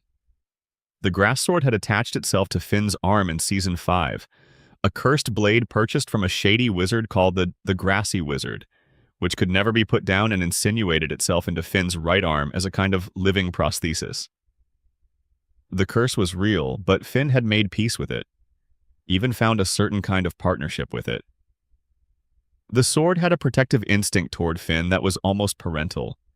It extended itself when he was in danger. It fought on his behalf in moments when his own strength was not enough. When Finn grabbed hold of the vessel carrying Martin and refused to let go, holding on even as the Citadel began to collapse around him, the grass sword responded to his need. It wrapped around his entire arm, making it enormous and powerful, giving him a grip that should have been sufficient to stop anything. It was not sufficient to stop Martin leaving. Martin's criminal associates cut the connection. And Finn, with everything he had, with the grass sword lending him its full power, was still not enough to hold on. The sword, taking his arm with it, snapped free. The arm separated cleanly at a point just below the elbow. Finn fell. He landed in the regenerative blood of the Citadel Guardians, which is where the story takes a turn that would have been purely medical in a grittier show, but that here becomes something that perfectly captures the show's strange emotional logic. The Guardian blood should have regrown the arm. It could regrow anything. They had watched it rebuild Martin's vaporized shin in minutes, watched it rebuild the lich entirely from a skeleton outward. But Finn's arm did not come back. Instead, a flower grew. A small pale flower in the place where the arm had been. It is one of the most beautiful and peculiar images in the entire show. And it becomes, over the next several episodes, a physical readout of Finn's emotional state. The flower thrives when he is genuinely okay. It droops when he is struggling. It loses petals when he is at his worst. What happens to Finn in the episodes following the Citadel is not dramatic in the surface way. He does not rage, he does not destroy things. He moves through his life with a particular kind of quietness that is more devastating than anger would be. He tries to kiss a lot of princesses because Jake has suggested that good vibes might help the flower, and he goes about this with a mechanical joylessness that suggests he is hoping external action will fix something internal that he does not know how to address. The show does something brave here. It does not resolve this sadness quickly. It lets Finn be sad for multiple episodes, lets the flower track his misery accurately, lets him do dumb things and feel empty things and struggle in the specific way that a 16-year-old who finally met his father and discovered that his father could not be bothered to care about him actually struggles. The grief is real. It is slow. It has no clean lesson attached to it in the early going. In one episode, The Tower, he builds a psychic telekinetic arm for himself out of the raw emotional energy of his fury at Martin, and uses it to fly up into space with the plan of punching his father. Jake talks him down. Finn lets go, eventually, of the violent impulse, but not of the grief. The grief is real, and it is earned. Martin was not a monster in the way the Lich is a monster. He did not want to hurt Finn.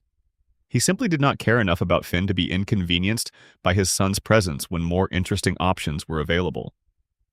That specific kind of parental indifference, the kind that is not hatred, but is somehow worse than hatred because it leaves you with no one to fight against, no clear wrong to name, is something that a startling number of people understand from personal experience.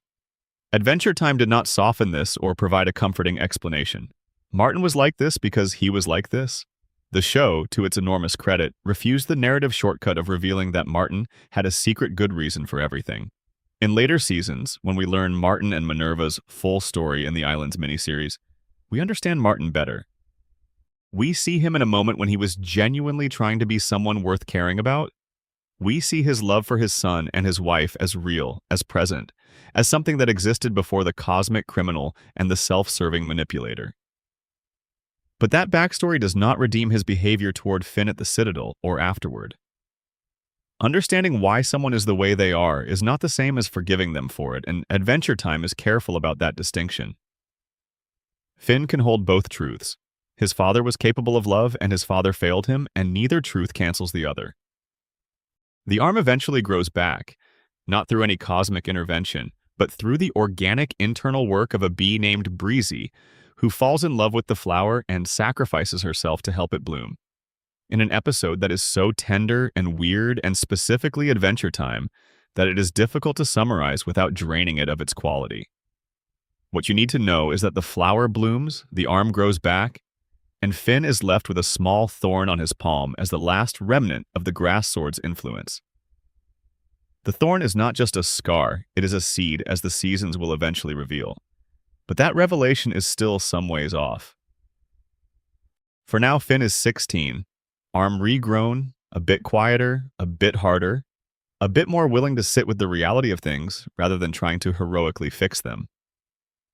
He has started to understand that some forms of loss are permanent, and that understanding does not diminish him. It deepens him. He is becoming the kind of person who can be broken by something and repair himself without pretending the break did not happen. Who can carry the scar alongside the healed flesh and not be defined by either one? That is not a skill that comes easily. It is the one that costs the most to learn. Part 9. The Vault, Shoko, and the Secret of Past Lives. There is an episode in Season 5 called The Vault, and it is the moment when Adventure Time revealed the full cosmic scope of Finn's story, laying groundwork that would continue to pay off through the rest of the series and beyond. Finn has been having nightmares. Specifically, he keeps dreaming about a ghost woman, a figure he first encountered in a Season 4 Halloween episode called The Creeps. A figure with long melting hair and arms that do not end right, who haunts the corridors of a mansion and seems to know him in a way that he does not understand. What Finn has been doing with this memory, as with certain other memories too frightening or confusing to integrate, is storing it in what he calls the vault. The vault is exactly what it sounds like, a locked compartment in the deep architecture of his mind, where things that are too much to hold consciously get sealed away until they are ready to be faced. It is a human thing, not a magical one. We all have a vault. We all have memories we have decided we are not ready to look at yet. BMO, the small video game console entity who lives with Finn and Jake and is simultaneously the most innocent and most quietly philosophical being in the show, helps Finn access a hypnotic regression simulation. And under that simulation, Finn goes back. His past lives unfurl in reverse order, like a film running backward through time. A blue comet, blazing with light Amaki-ai, streaking through the pre-war sky. A butterfly, delicate and purposeless and present. A pink amorphous thing from a dimension that might not have a name in any language spoken by anyone currently alive. And then, Shoko. Shoko is a young woman living in the Proto-Candy Kingdom, back in the days when Princess Bubblegum's realm was new and uncertain, and the world was still finding its shape after the Mushroom War. Shoko is a thief. She has been a thief since childhood, when her parents, displaying a kind of monstrous pragmatism, sold her right arm for a laptop and dropped her at a dojo, promising to return and never doing so. She has been surviving since then with her tiger companion and her particular set of skills, taking jobs from whoever is paying.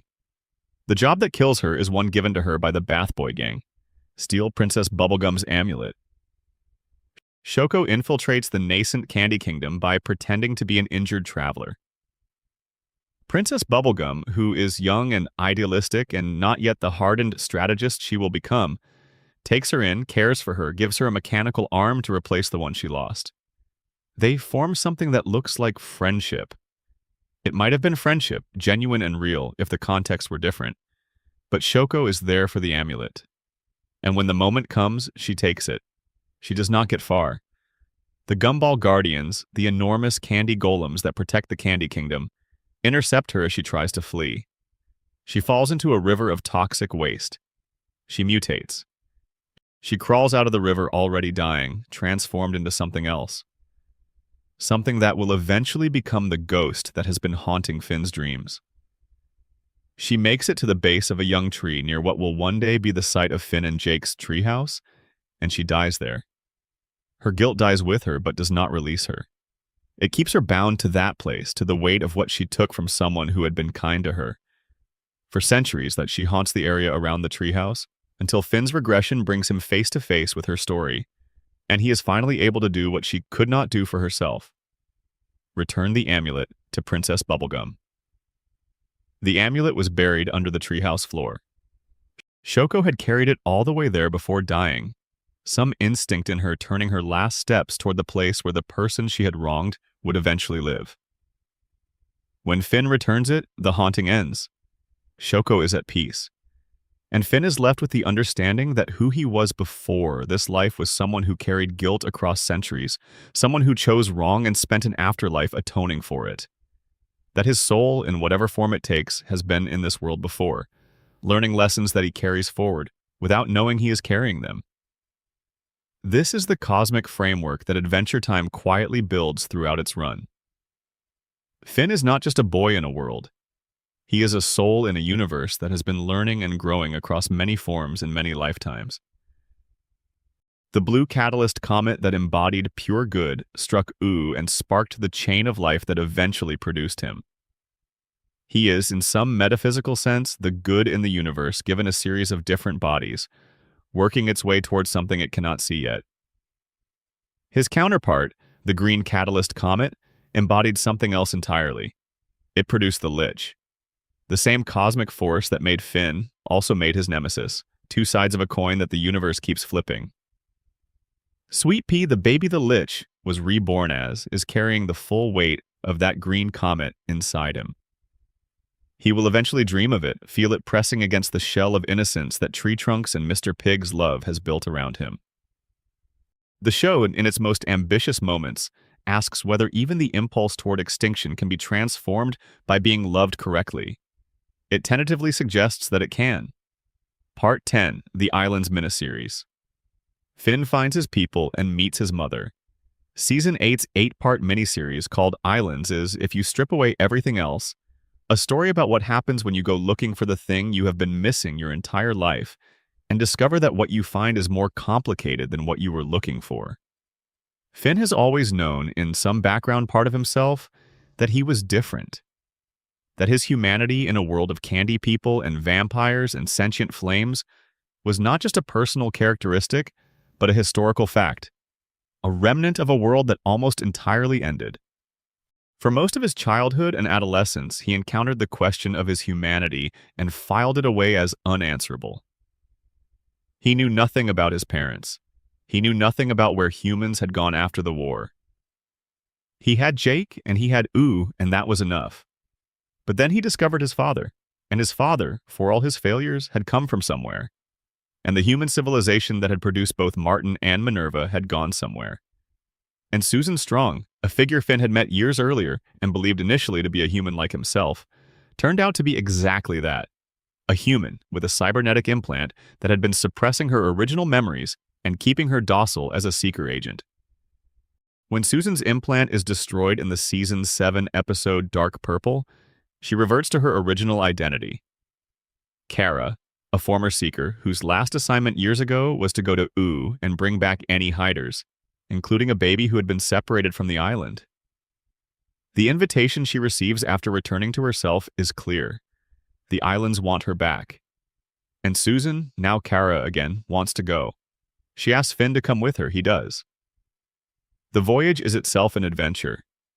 There are sea creatures and dangerous islands, and one extraordinary stop at a back-to-nature island where a woman named Alva has been living alone for years, having left the human community behind for a life of real risk and real experience. Alva is not presented as straightforwardly right or wrong in her choice.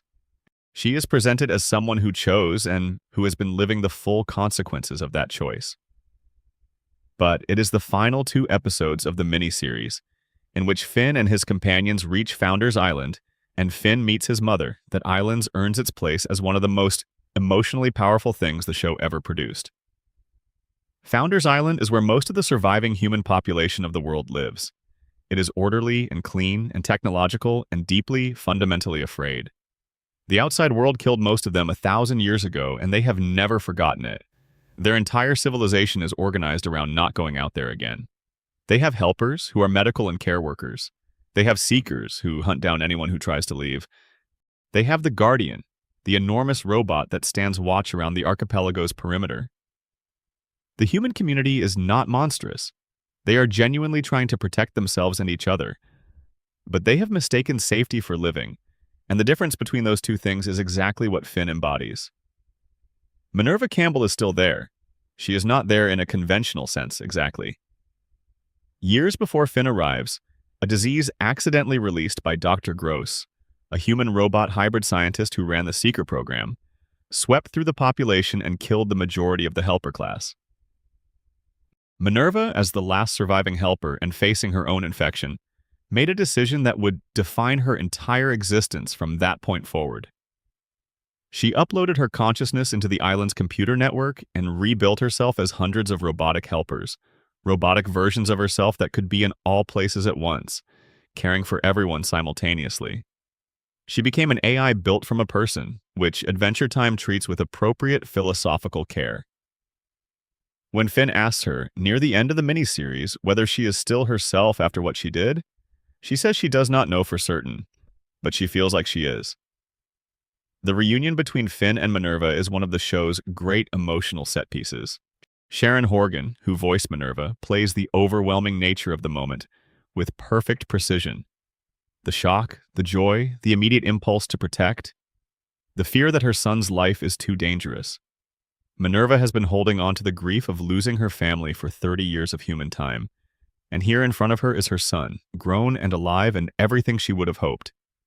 but he is also someone who dates bits of fire and fights ancient undead kings and has, apparently, lost an arm at least once.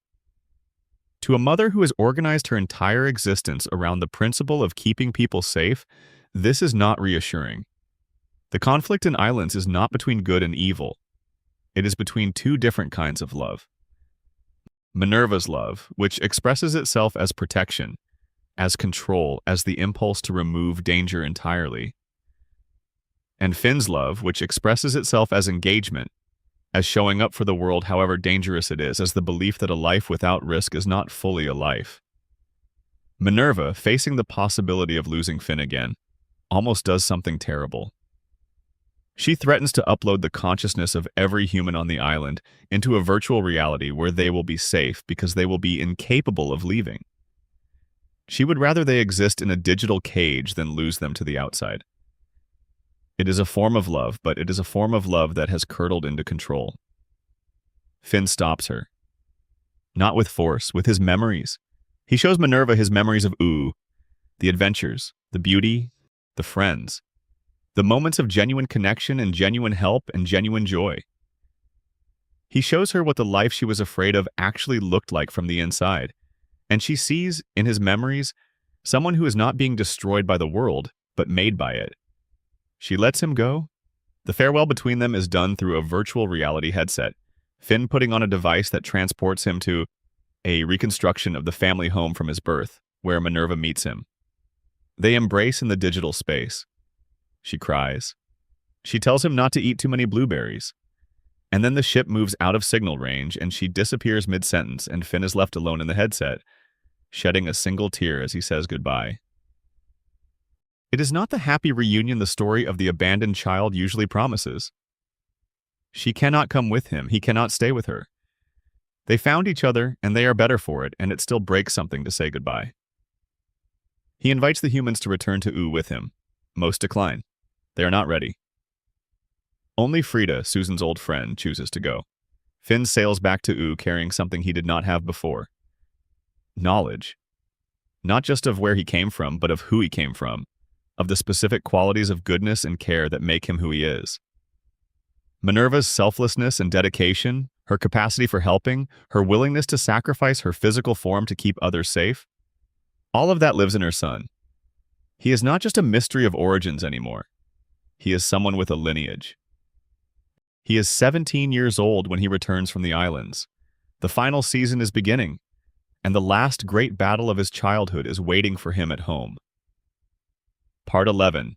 Fern, Golb, and the Long Goodbye. Come along with me. Before we reach the finale, we have to talk about Fern.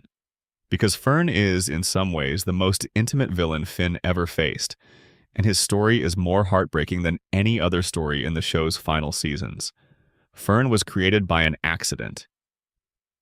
In the episode Reboot, Finn's grass sword and his Finn sword, a sword that contained a miniature alternate universe version of himself that he had been inadvertently carrying for some time, came into contact with each other in a moment of conflict. The two objects fused. The grass demon that had always been the shadow self of the grass sword, the malevolent intelligence lurking within its curse, found in the combination a way to create a body. That body looked exactly like Finn. Fern had all of Finn's memories up to the moment of his creation. He remembered the treehouse and Jake and the adventures and everything. He believed initially and genuinely that he was the real Finn, that the flesh and blood Finn standing across from him was somehow the imposter. The dissonance between what he remembered being and what he actually was drove him progressively more unstable. The tragedy of Fern is that he is not evil in any meaningful sense. The grass demon within him pushed him toward darker impulses, toward the desire to eliminate the original, so that he could be the only one. But even within that, there was something of Finn in him, something that recoiled from harm, something that wanted to be good and could not find the ground to stand on. His arc across seasons 9 and 10 traced the slow erosion of his ability to live with his own nature. He tried to be helpful. He tried to coexist.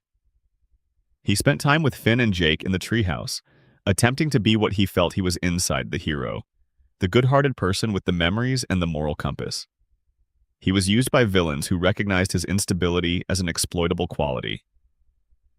He joined Gumbald's forces not out of genuine alliance, but out of the confusion of a being who could not find a stable identity and grabbed onto one that seemed to make sense of his displacement. The most painful thing about Fern is his awareness. He knows he is struggling. He knows that the grass demon is influencing him. He knows that the impulses he sometimes has toward Finn are wrong. He cannot always stop himself from following them, but he knows they are wrong, and that knowledge without the ability to act on it is its own particular torment. He was hurt by every interaction with Finn, not because Finn was cruel to him, but because every interaction with Finn reminded him of what he was not. By the time of the final season, Finn is 17 years old and the world is preparing for a war that he desperately does not want. The Great Gum War, as it has come to be called, is the product of Princess Bubblegum's confrontation with her uncle Gumbald, who had originally been a candy person she created, and who secretly nursed a centuries-long plan for revenge after she punished him by transforming him into a mindless punch bowl. Gumbald has been restored, has been building an army, and is ready to fight. Princess Bubblegum is ready to fight back. She has always been willing to make hard choices, and she has assessed this situation and decided that defense of the Candy Kingdom requires meeting Gumbald's aggression with force. Finn is in an unusual position. He is, as he has been throughout the show's run, the person most committed to the idea that violence should be a last resort. That people who seem like enemies sometimes are not actually enemies if you can find the right way to reach them. He has learned this lesson the hard way, across years of adventures that complicated every clean moral category he started with. He has fought enough things that were not really worth fighting, and been slow enough to fight things that were genuinely dangerous, that he has arrived at a more nuanced understanding of when force serves the situation, and when it simply escalates it. He does not think this war needs to happen. He believes there is a third option. He keeps looking for it. Jake shares a vial of nightmare juice with him, a substance that when deployed correctly can put people into a shared dream space where the walls between people's defended positions come down, and real communication becomes possible. Finn and Jake use it on themselves, on Bubblegum, on Gumbald, and on Fern, plunging them all into a dream that is meant to be a space for resolution. It does not go the way they planned. Dream Bubblegum and Dream Gumbald immediately start attacking each other, acting out their deepest conflict in the space where their defenses are supposed to be lowered.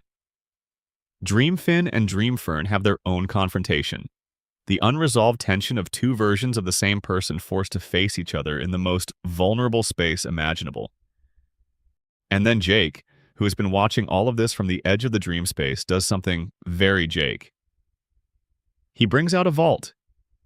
Not Finn's vault, but a shared vault containing the deepest fears and shames of both Finn and Fern. All the things they have both been trying not to look at.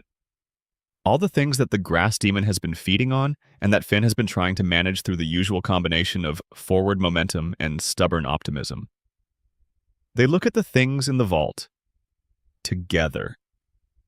The resolution of Fern's story happens in the finale, Come Along With Me, through an act of profound and almost unbearably gentle narrative kindness. The finale's structure is unusual. It begins in the far future, 1,000 years after the events of the main series, as two new adventurers, Shermie and Beth, seek out the King of Oo, who turns out to be an ancient BMO, to learn what happened at the end of Finn and Jake's era. BMO narrates the story of the Great Gum War and what followed, and we experience those events both as history and as present.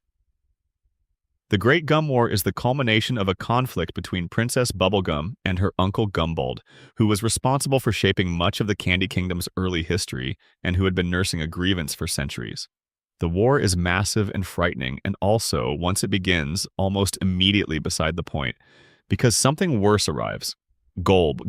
Golb is the show's final and most fundamental villain, and he is the most philosophically interesting one. He is not the Lich, not a mortal enemy who can be punched or outsmarted. He is a deity of chaos, an entity whose very existence is antithetical to order, to memory, to the coherent structures that allow love and meaning and identity to persist. His touch unmakes things not by destroying them, but by dissolving their boundaries, collapsing distinctions, returning everything to the formless, pre-coherent state before meaning existed. He arrives because Betty Groff, who has been slowly losing her mind in her obsession with saving Simon from the Ice Crown, has summoned him with the belief that his power can be used to transform reality in ways that will free Simon. This is in keeping with the show's consistent meditation on the danger of wishes made without wisdom, a catastrophic miscalculation. In the chaos of GOLB's arrival, Finn and others are literally swallowed by the entity. Inside GOLB, reality is fluid and hostile. Things lose their shapes. Finn's robotic arm, the prosthetic Princess Bubblegum built for him to replace the one he lost at the Citadel, is snapped off. He is confronted with the possibility that this is the end, that the hero does not survive, that the white hat and the green backpack and the boy inside them might simply dissolve into GOLB's formless chaos.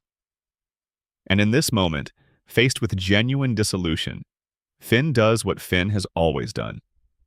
He holds on, not because he is certain he will survive, not because he has a plan, but because letting go is not something that Finn the human, at 17 years old, with everything he has learned and everything he has carried, is willing to do while there are still people who need him to be present. And then a song starts. This is such an Adventure Time solution to such an Adventure Time problem. Golb is chaos. He is discord. And the antithesis of chaos and discord, the thing that Golb most fundamentally cannot integrate, is melody. Structured sound. Music, which is perhaps the purest form of meaning-made pattern, of order extracted from raw vibration. Marceline begins to sing, and the others join her, and the song works. Golb convulses. The swallowed are expelled. Betty, meanwhile, uses her final moments to make a wish to Prismo, who has been resurrected by this point. Her wish is for Simon's happiness, for his safety, for him to be okay without her. It is the truest wish anyone makes in the entire series, because it is entirely selfless and entirely clear-eyed.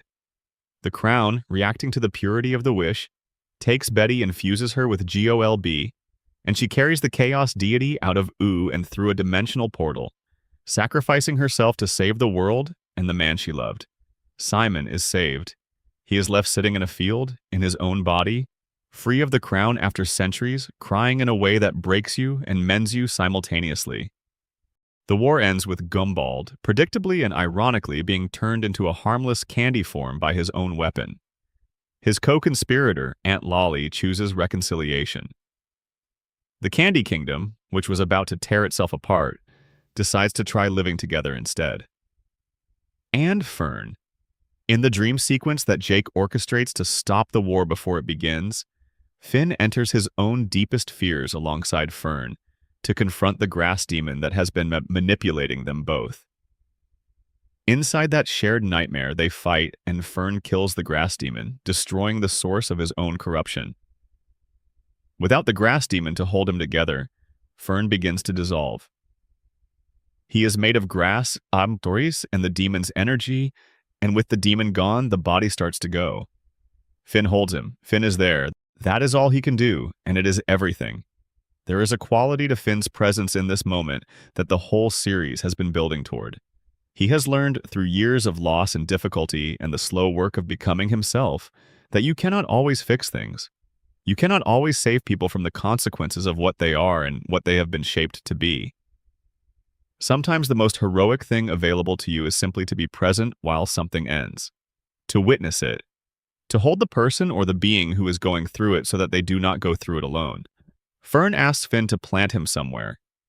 The word somewhere carries the weight of someone who wants to be something beyond what they currently are, something with roots, something that grows upward rather than inward.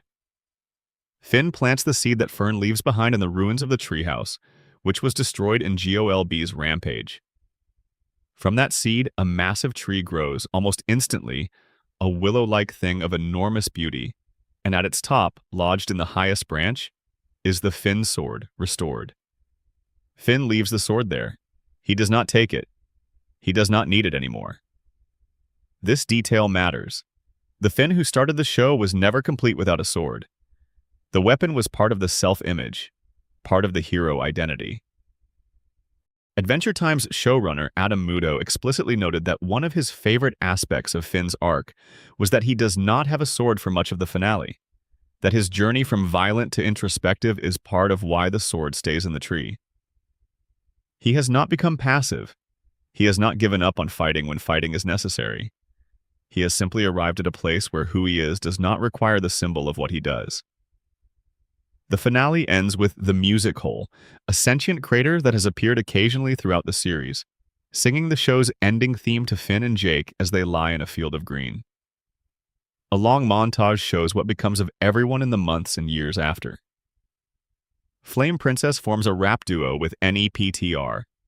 Simon goes looking for Betty across whatever dimensions she disappeared into. Lumpy Space Princess is crowned Queen of Lumpy Space.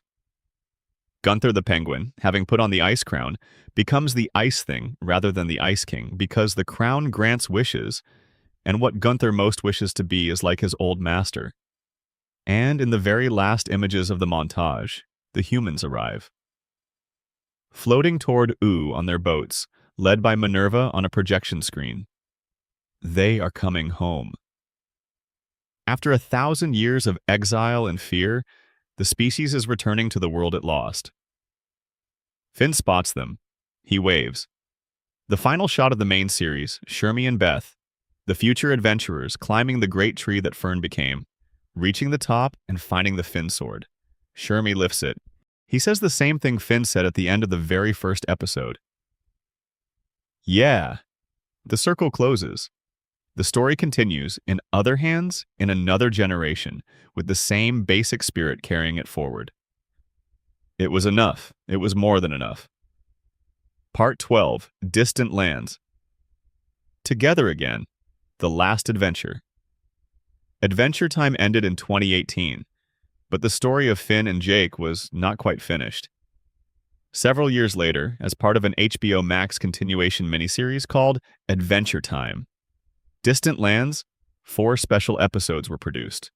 The third of them, Together Again, is arguably the most emotionally complete episode of any Adventure Time content ever produced. It is also the most bittersweet. And it is the true ending of Finn's story, the one that answers the question the show had always been quietly building toward underneath everything else. What are Finn and Jake to each other, in the deepest sense? What is their bond made of? And is that bond strong enough to transcend the ordinary limits of existence? Together Again begins with a title card that wastes no time. Finn and Jake are dead. They died years after the events of the main series, naturally, as all things die. Jake went first. The previous Distant Lands episode, Obsidian, showed an adult Finn with a tattoo of Jake on his chest. Jake nowhere to be seen, implying a loss that the episode did not dwell on, but that hovered over everything. Together Again confronts it directly. The adult Finn who appears in the early moments of Together Again has had a life. A full one by every indication. The montage of hints suggests someone who continued adventuring, who loved people, who built things.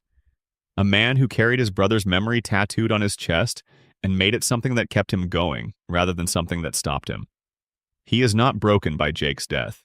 He is carrying it the way people who have learned how to carry grief carry it. Integrated, present, part of the texture of daily life rather than the dominant net weather. But deep down, he says near the end of the episode, he had been waiting. Not consciously, not in the way that stops you from living. But in the background, like a signal quietly running on low bandwidth, always there. The awareness that there was someone on the other side who mattered more than anyone else, and that he would get there eventually. Jake died and found his way to the 51st Dead World, the highest level of the afterlife, the closest thing to nirvana that the show's cosmology acknowledges. A place of pure peace and no more wanting, and the beautiful blankness of having arrived somewhere that needed no further journey. Waina, who had lived a full and good life, reached it because he had lived a full and good life.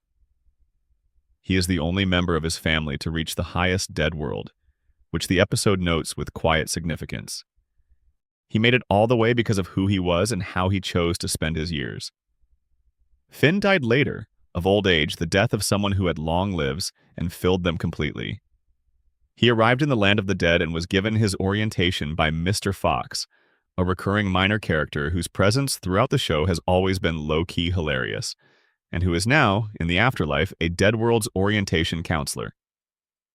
The show uses Mr. Fox's cheerful obliviousness as comic grounding, giving the enormous emotional weight of Finn's death somewhere to land that keeps it from becoming too heavy to hold. Finn's first act upon arriving in death is to look for Jake. He does not find him immediately. The afterlife is structured like a tower of increasingly elevated states, and Jake has climbed it all the way to the top.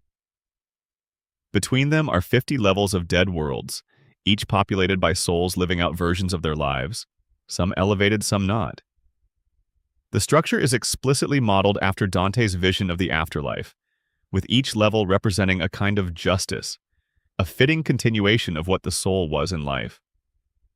Characters from throughout the show populate these levels, and the episode uses these brief appearances to deliver a kind of warm, bittersweet overview of what everyone earned. Finn fights through all of them.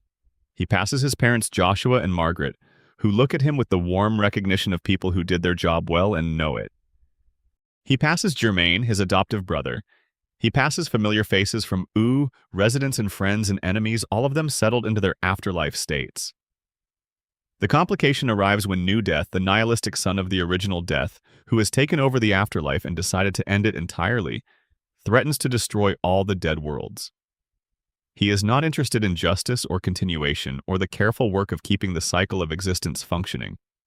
He is bored by his inheritance, by the relentless responsibility of maintaining something that matters, and he would rather simply stop it.